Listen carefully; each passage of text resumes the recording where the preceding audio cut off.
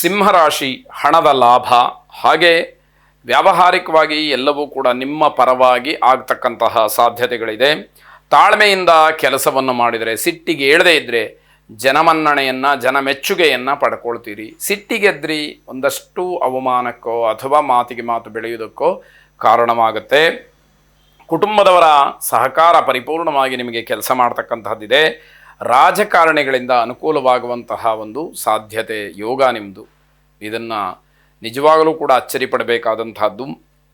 ಜವಾಬ್ದಾರಿ ಹೊತ್ತಂತಹ ಕೆಲಸಗಳಲ್ಲಿ ಯಶಸ್ಸು ನಿಮ್ಮದಾಗ್ತಕ್ಕಂತಹದ್ದು. ಆದರೆ ತುಂಬ ಪ್ರಯಾಸವಾಗುತ್ತೆ, ಕಷ್ಟಪಡಬೇಕಾಗತ್ತೆ. ಆದರೂ ಕೂಡ ಧನಾತ್ಮಕವಾದಂತಹ ಫಲಿತಾಂಶ ನಿಮ್ಮ ಕಷ್ಟಗಳನ್ನೆಲ್ಲ ಮರೆಸ್ತಕ್ಕಂಥದ್ದಾಗುತ್ತೆ. ಉದ್ಯಮಿಗಳಿಗೆ ತುಂಬ ಅನುಕೂಲ ಇರತಕ್ಕಂತಹ ಸಮಯ.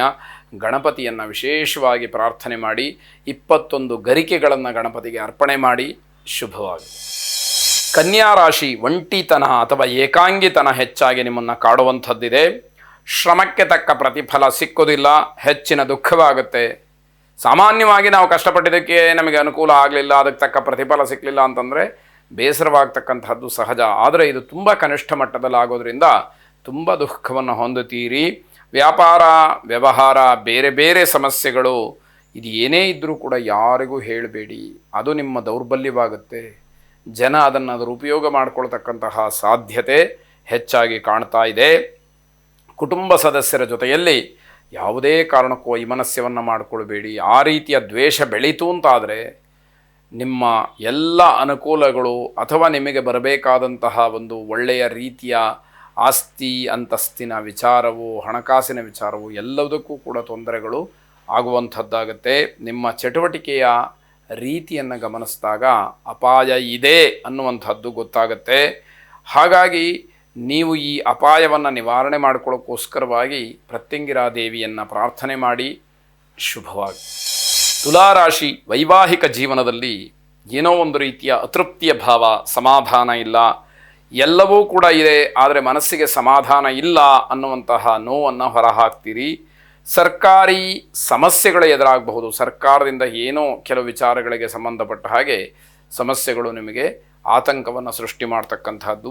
ಸಾಲದ ವಿಚಾರಕ್ಕೆ ಹೋಗಬೇಡಿ. ಸಾಲ ಅನ್ನುವಂಥದ್ದು ಬೇಡವೇ ಬೇಡ ಅಂತ ಹೇಳಬೇಕು.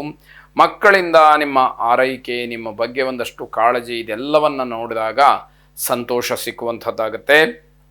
ನಿಮ್ಮ ದೇಹಶ್ರಮ ತುಂಬ ಇರುತ್ತೆ, ಅಂದರೆ ತುಂಬ ಕಷ್ಟಪಡಬೇಕಾದಂತಹ ದಿವಸ. ಆದರೆ ಅದಕ್ಕೆ ಪ್ರತಿಫಲವನ್ನು ನಿರೀಕ್ಷೆ ಮಾಡಿದಾಗ ನಿಮ್ಮ ಕಷ್ಟಕ್ಕೂ ಸಿಕ್ಕುವ ಪ್ರತಿಫಲಕ್ಕೂ ಸಂಬಂಧವೇ ಇಲ್ಲ ಅನ್ನುವಷ್ಟರ ಮಟ್ಟಿಗೆ ಆಗೋಗಿರುತ್ತೆ.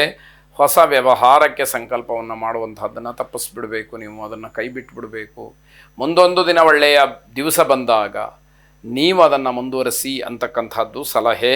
ಲಕ್ಷ್ಮೀನಾರಾಯಣರನ್ನು ವಿಶೇಷವಾಗಿ ಪ್ರಾರ್ಥನೆ ಮಾಡಿ, ಲಕ್ಷ್ಮೀನಾರಾಯಣ ಹೃದಯ ಸ್ತೋತ್ರ ಪಾರಾಯಣವನ್ನು ಶ್ರವಣ ಮಾಡಿ, ಉಪದೇಶ ಇರತಕ್ಕಂಥವ್ರು, ಆ ಮಂತ್ರ ಗೊತ್ತಿರತಕ್ಕಂಥವ್ರು ಪಾರಾಯಣ ಮಾಡಿ. ಶುಭವಾಗಿ. ವೃಶ್ಚಿಕ ರಾಶಿ ಹಣವನ್ನು ಸಾಲ ಪಡೆದು ಯಾವುದೋ ಒಂದು ಹೊಸ ಯೋಜನೆಯನ್ನು ಮಾಡಿ ಅದರಲ್ಲಿ ನಿಮ್ಮದೇ ಆದಂತಹ ಛಾಪನ್ನು ಮೂಡಿಸ್ತೀರಿ. ಅದಕ್ಕೆ ಅವಕಾಶ ಇದೆ, ಅದರಿಂದ ನಿಮಗೆ ಶುಭ ಇದೆ. ಹಾಗಾಗಿ ಸಾಲ ಮಾಡಿದಂತಹ ಹಣ ಯಾವುದೋ ಒಂದು ಕೈಂಕರ್ಯಕ್ಕೆ, ಸದುದ್ದೇಶಕ್ಕೆ ವಿನಿಯೋಗ ಆಯಿತು ಅನ್ನುವಂತಹ ತೃಪ್ತ ಭಾವವೂ ಕೂಡ ನಿಮಗೆ ಸಿಕ್ಕುವಂಥದ್ದಾಗುತ್ತೆ. ಮನೆಯಲ್ಲಿ ಸಂತೋಷ ಅನ್ನುವಂಥದ್ದು ನೆಲೆಸಿರುತ್ತೆ. ಎಲ್ಲೋ ಕೇಳಿದಂತಹ ವಿಷಯಕ್ಕೆ ಪ್ರಾಮುಖ್ಯತೆಯನ್ನು ನೀಡಬೇಡಿ. ಯಾವುದೋ ಜಾಹೀರಾತು, ಇನ್ಯಾರ್ದೋ ಮಾತು ಅನ್ನುವಂಥದ್ದು ಬೇಡ.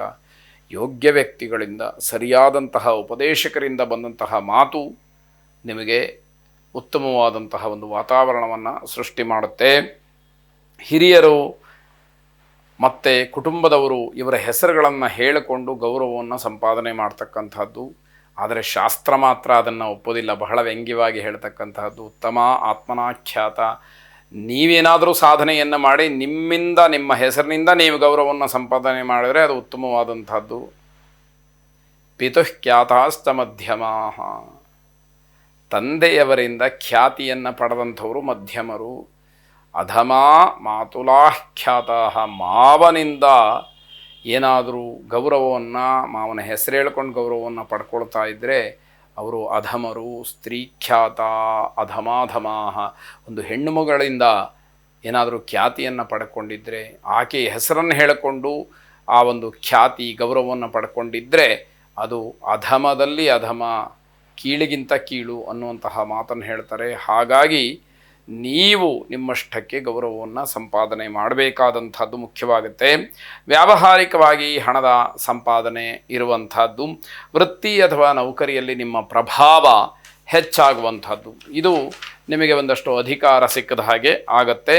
ಸುಬ್ರಹ್ಮಣ್ಯ ಸ್ವಾಮಿಯನ್ನು ವಿಶೇಷವಾಗಿ ಪ್ರಾರ್ಥನೆ ಮಾಡಿ. ಶುಭವಾಗಿ.